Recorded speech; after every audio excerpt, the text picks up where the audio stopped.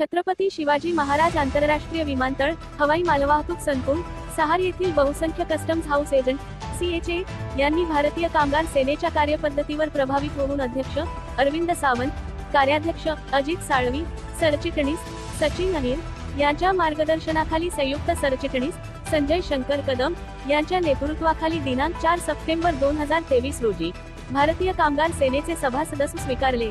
Customs house agent CHA हे भारत सरकारच्या customs कमिशनरने जारी केलेला वैध परवाना धारण करणारे व्यक्ती आहेत, जे निर्यातदार आणि आयातदारांना सीमाशुल्क स्टेशनवर त्यांच्या शिपमेंट संबंधित विस्तृत कार्य करतात।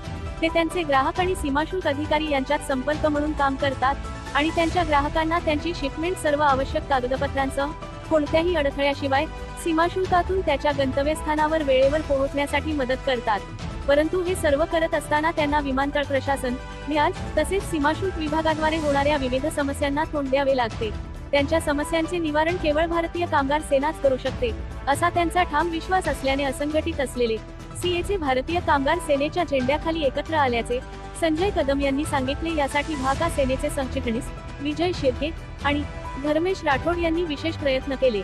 यावेळी भारतीय कामगार सेनेचे चिटणीस संतोष कदम, सूर्यकांत पाटील, राजा ठाणगे, योगेश आवळे, पोपट बेदरकर, सहचिटणीस मिलिंद तावडे, संजीव राऊत, निलेश खांडगे, बाबा शिर्के आणि मनीष जाधव व शेकडो CHA सभासद उपस्थित होते। रिपोर्ट संतोष चौगुले। मेंबर आलेले आहेत, तुम्ही भारतीय कामगार सभासद झाल्याबद्दल सर्वप्रथम तुमच्या सर्वांचं अभिनंदन करतो आणि स्वागत करतो। हे सगळं चांगलं करण्यासाठी धर्मेश आणि आमचे शिर्के ह्या लोकांनी खूप मेहनत केलेली आहे। मी धर्मेशचा सत्कार करतो स्वतः।